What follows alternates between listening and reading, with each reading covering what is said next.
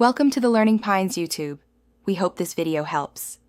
Many people find artichokes a little daunting at first glance, but trust me, they are much simpler to prepare than you might think. This amazing vegetable, with its unique shape and incredible flavor, is a true culinary delight. We're going to walk through the easiest ways to cook them, turning what seems complicated into a simple, delicious experience for your kitchen. Getting your artichoke ready is the crucial first step.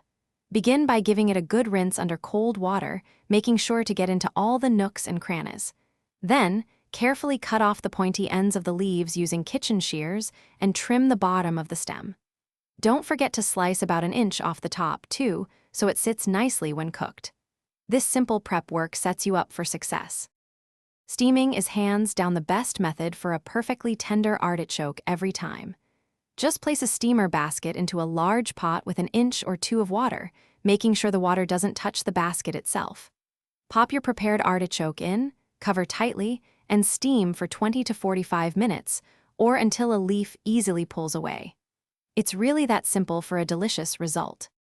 While steaming is fantastic, you have other great options for cooking artichokes too. Boiling them in salted water works beautifully and yields a similar tenderness.